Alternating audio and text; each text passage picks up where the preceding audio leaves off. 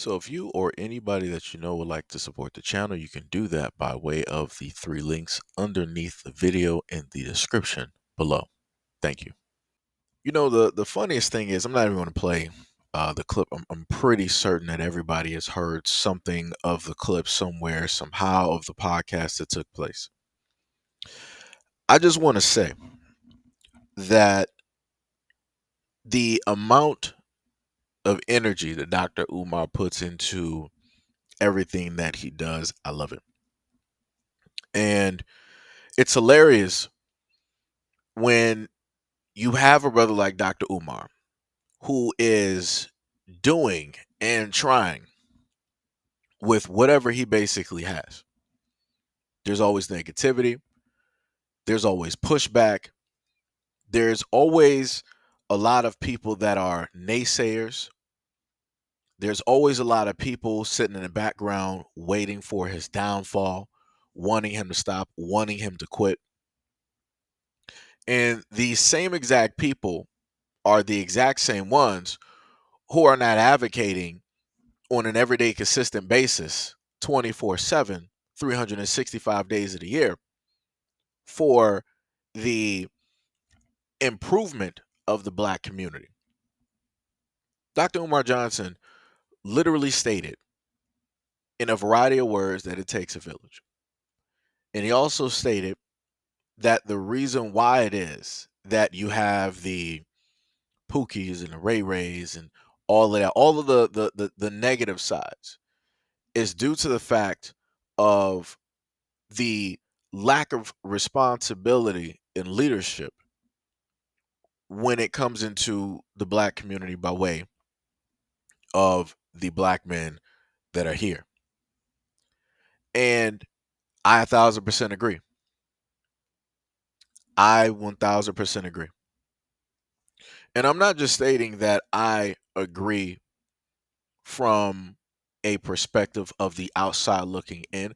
I'm talking from the personal perspective of being on the inside, right? Being there for a child that is not necessarily blood related directly to me, but I'm there in a sense because I myself, right, did not grow up with a father.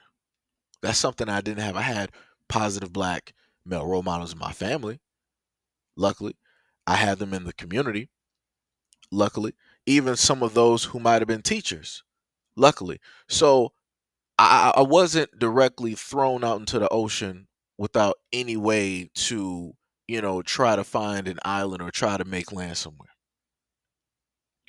But my circumstance is different from a lot of other black men and young black boys directly out here. Some of them don't get that initial thing where it's like, all right, you might not have this, but we have, these guys that can step in. We can have these guys that can fill in that role, right? You'll have, that the one person is supposed to be the father, but because that father not there, hey, we got like five other guys here, four other guys here, three other guys here, two other guys here that can basically fulfill that role. They can be there, right? One can take the emotional aspect, the other one can take the, the teaching aspect, and then they both can combine and form Voltron and, make it do what it do.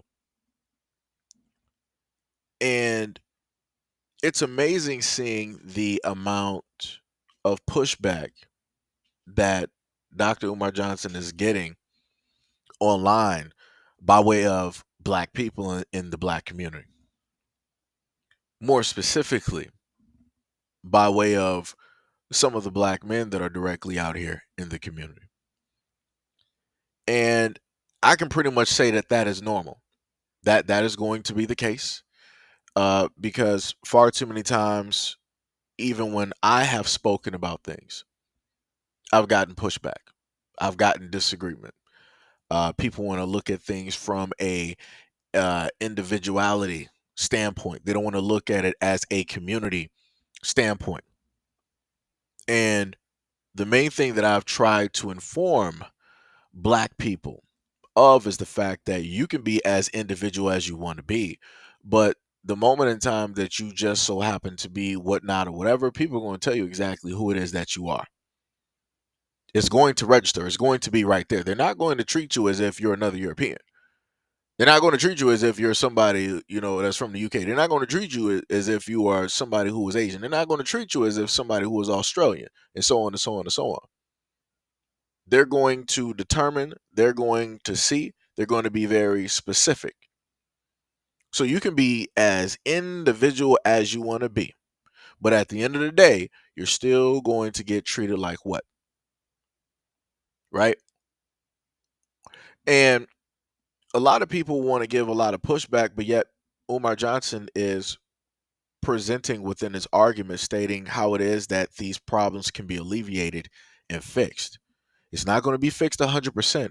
It's not going to be fixed as soon as possible. It's a lot of hard work that's going to have to go directly into it, a lot of bumps and bruises, a lot of obstacles, but the situation can be fixed as best as possible versus having a situation that we have now where there's, in a sense, nothing. And then you have people consistently stating, well, I'm doing it from my angle, from being a father to my family and all this other type of stuff. And I'm like, you know what, that's great, that's cool, but that's the individual situation that you're in. What's going to inevitably happen is you're raising your children in that individual situation, but they're going to go out into the community, and whatever is affecting the community is going to inevitably end up affecting your home, is going to affect your kids, and 9 times out of 10 is going to affect them in a negative way.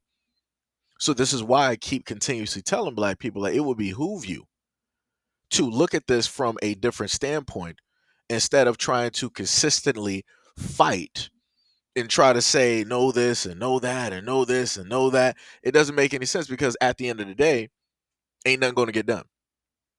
You'll have a person out there trying to give solutions, and then you have people out there being resistant to those solutions, but then still turning around in the same breath complaining about the situation.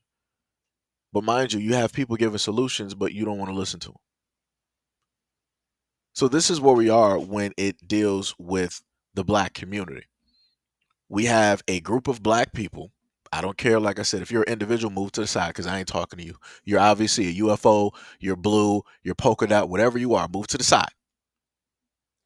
We have the black community as it stands complaining about everything that is a problem. And we have the few men out here that are leaders that decide to take on this burden, that decide to put in all this hard work, that decide to take all of the negative criticism and not get any type of thanks, not get any type of love, not really get any type of support. And they tell the hard truths that need to be stated. And yet, when that truth comes from them, the black community is like, oh, no, I ain't trying to hear this. Well, that ain't me. Well, that ain't me. Well, they ain't my family. They ain't what we doing. They ain't what we doing. That's all black people want to sit up there and do. So if you're living in this individual world, then you don't have no problems. No laws, anything that black people talk about as a community that happens that we see, you know, every single day, none of that, none of those things should ever affect your family, because y'all are individuals. You guys are completely separate from what it is that the black community, that people in the black community face day in and day out. That's how it should be, but it's not. Every single issue that we have literally seen has affected multitudes of black family and black children. And the one main thing that is persistent is the fact that a lot of young boys do not have a big brother. They do not have a father. They don't have a positive black male role model to look up to, other than the guys in gangs, the brothers on the corners, the guys in and out of prison and jail, the guys committing robberies and all this other type of stuff, the ones that's, deep in bed with anything negative.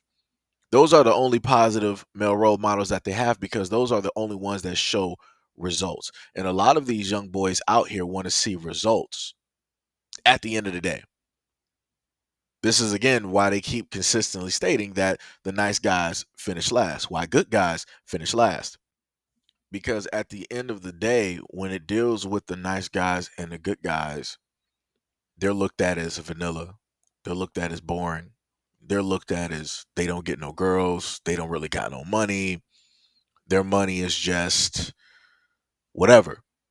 Versus if you got the D boys, if you got, the guys in gangs, you got the dudes doing other type of stuff up here ripping and running and scamming. It's like the money is quick, fast, and it's easy. And the girls are always there. It's always a party. They always, dressed to the nine. They're always in the clubs. They always taking trips. They got all the cars. They got all the jewelry. Life is just seeming great. Everybody wants to be around them. The image of them is always magnified when it deals with music, movies, and all these other types of things. When it deals with books, like I said, this is the battle that is here. And this is not me stating that you don't have great, good, and decent black men directly out there, because you do. Like I said, I've listed those who have helped shape my life at this moment in time. And because of them, I am the man that I am today, right? Because of the black teachers that I had, right? Because of the mayors that I was able to see, because of the police chiefs I was able to actually see and shake hands with, right? And talk to, because of, the positive black men that I have directly in my family, that kept the same job for 20 to 30 years, basically making that a full-fledged, career, being there for their family, being there for their kids, being as consistent as possible. And then for my friends that got their dads in their lives, their fathers were present in my life. I was able to go there and ask them questions that I might not have been able to ask my mom. I could sit there and have a conversation in the study and, have just have that moment, right? And again, those are things that a lot of young black men don't get a chance to actually have. Those are moments, those are opportunities that are special, that are missed, those are pivotal, right? It's just like, teaching a kid how to throw a baseball or shoot a basketball, right? Just like, teaching a kid how to, rollerblade for the first time, ride a bike, drive a car, shave. Those are very integral and important moments in a young man's life and in a man's life, to share those moments, because those will be, moments never forgotten. Those will be moments that a young man will look back on and be like, yo, that's what I want to do with my son. Or if I can't have a son, that's what I want to be able to do, maybe with like a niece or a nephew or something like that. Have that moment. Like I said, the first way that I learned how to tie a tie was through my boy's dad, Mr. Thomas. I had to, come over there for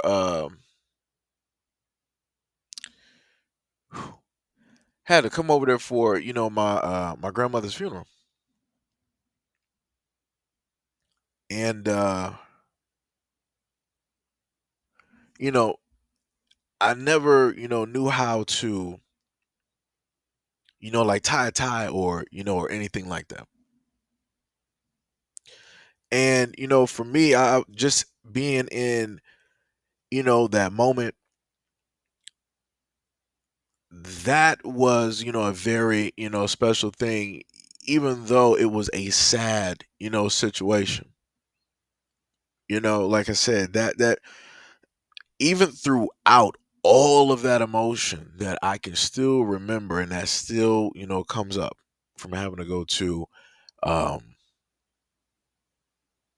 my grandmother's funeral. That moment is something that will always be there. That will always be a very important thing that I will never forget. And, again, this is why it is important to have black men in the community, even if the man is not the father of the child. If the dude is good, if he's decent, if he is trying, if he wants to be there, let the guy be there.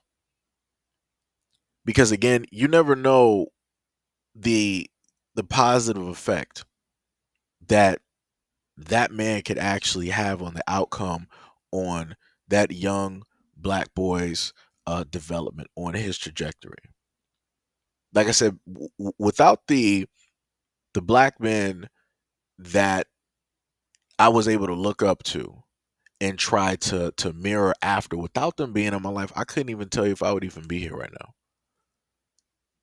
I know because of uh, several different decisions that I've made in my life that I'm alive, that I'm not out here selling drugs, that I wasn't out here living a fast life, that I don't have, a record, or I'm not, having a stint in prison for life. So, like I said before, regardless of the disagreements that people have with me, the reason why I 100% agree with this is because this is what has made me. Because of them, I am who it is that I am to this day. So I do this more for the love and the value and the respect that those men have instilled in me. And also to, at a point in time, keep their memory alive because of, again, everything that they've done for me. They, like I said, they might not even realize it. Some of them, I might not even be able to tell because they're no longer here. But,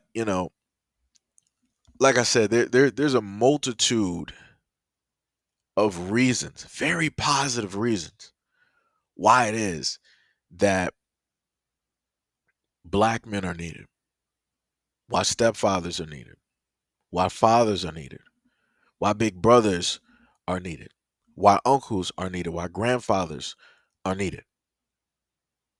And I'm living proof.